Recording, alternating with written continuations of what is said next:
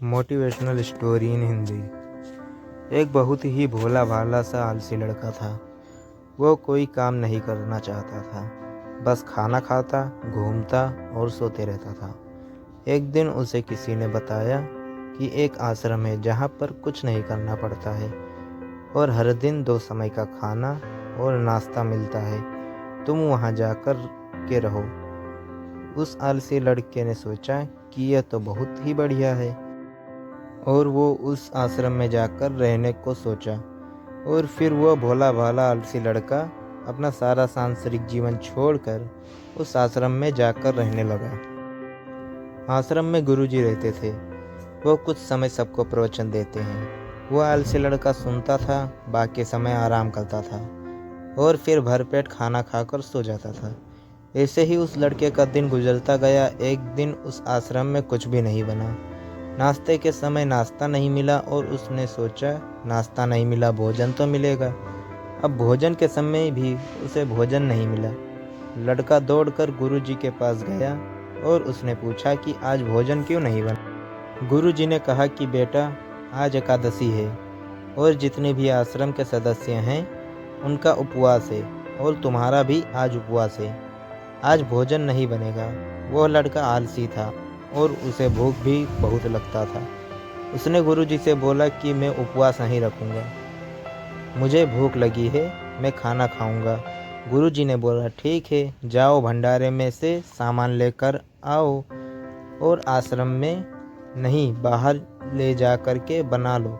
लेकिन याद रखना, भोजन बनाने के बाद सबसे पहला भोग भगवान को लगाना और फिर तुम प्रसाद खाना। वह लड़का बोला ठीक है और फिर अनाज लेकर नदी के किनारे पहुंचा। भोजन पकाने लगा, तैयार हुआ। उसके बाद कहने लगा कि भगवान श्री राम आइए, पधारिए, भोग लगाइए। अब जब उसे लगा कि भगवान तो नहीं आ रहे हैं, तो फिर कहने लगा कि मुझे मालूम है आपको तो अच्छा खाने की आदत है, मैं बना नहीं पाया और मुझे अच्छा भोजन बनाने भी नहीं आता, लेकिन जो भी रूखा सूखा बना है आ करके खा लीजिए। भगवान श्री राम उसकी सरलता पर बहुत प्रसन्न हुए और उस लड़के को दर्शन दे दिए। उसने देखा कि भगवान श्री राम आए हुए हैं और उनके साथ माता सीता भी आई हुई हैं। लेकिन लड़के ने सिर्फ 2 लोगों के लिए भोजन बनाया था, एक अपने लिए और दूसरा भगवान के लिए। और अब क्योंकि भगवान के साथ माता सीता भी आई हुई थी, तो उसने उस भोजन को माता सीता और भगवान के सामने ग्रहण करने के लिए रख दिया। भगवान श्री राम और माता सीता ने भोजन किया और उसके बाद जब वो जाने लगे तो यह भोला सा आलसी लड़का बोला कि प्रभु आप आए, दर्शन दिए, बहुत अच्छा लगा। मुझे खाने को कुछ नहीं मिला, लेकिन कोई बात नहीं। लेकिन आपसे एक विनती है कि अगली बार जब आप आएंगे तो कितने लोग आएंगे ये बता दीजिए, ताकि मैं उतने लोगों के लिए भोजन बनाकर रखूं। भगवान श्री राम मन ही मन मुस्कुराए और फिर अंतर ध्यान हो गए।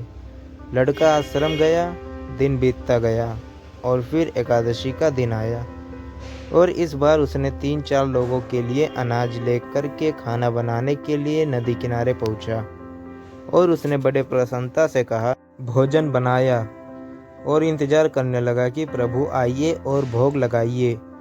इस बार लड़का देखता है कि भगवान श्री राम पूरा राम द्वार लेकर के आए हैं, जैसे माता सीता, लक्ष्मण, भारत, हनुमान जी और सभी लोग आए हैं।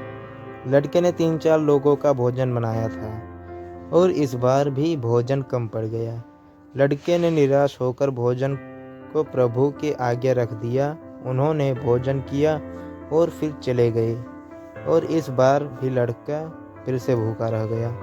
अब लड़का फिर आश्रम गया।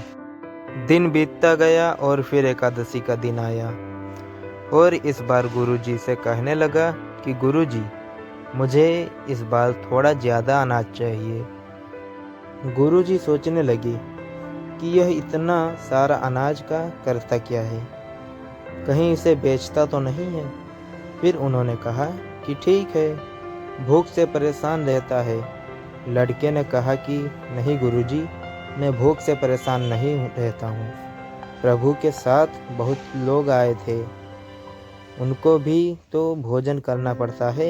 गुरुजी को लगा कि लड़का पागल हो गया है, लेकिन गुरुजी ने सोचा कि चलो एक बार चलकर देखते हैं कि लड़का इस अनाज का करता क्या है।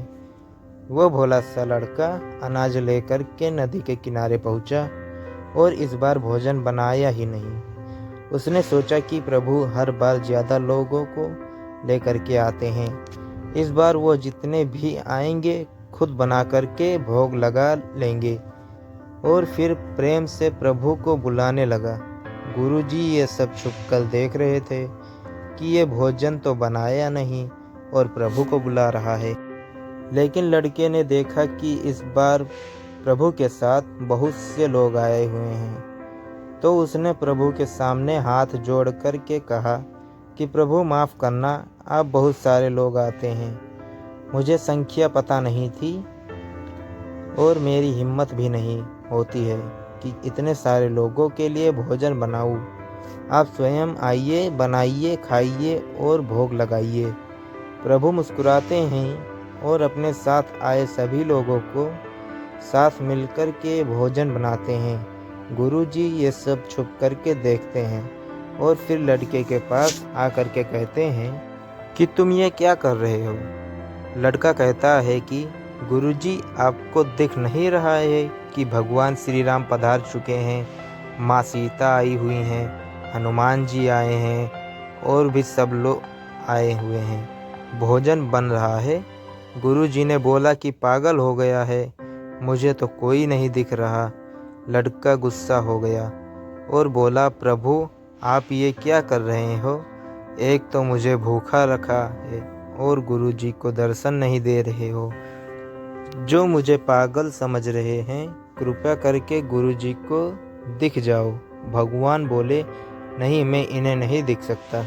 लड़का बोला, क्यों नहीं दिख सकते, मेरे गुरुजी तो बहुत महान हैं, बहुत बड़े ज्ञानी हैं और ज्ञाता हैं। भगवान बोले, हाँ ज्ञानी और ज्ञाता होंगे, लेकिन तुम्हारी तरह सरल नहीं है।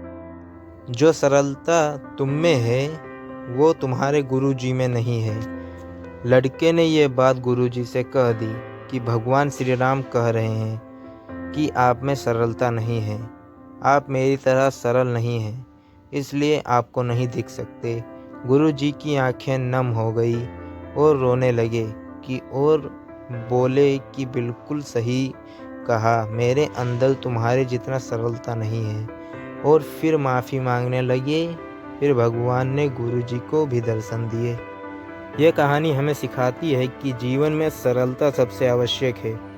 जितने सरल बने रहोगे उतना जीवन में आगे बढ़ते चलोगे। जब आप सरल होते हैं तो आप खुद भी मुस्कुराते हैं और दूसरे को भी मुस्कुराने की वजह देते हैं।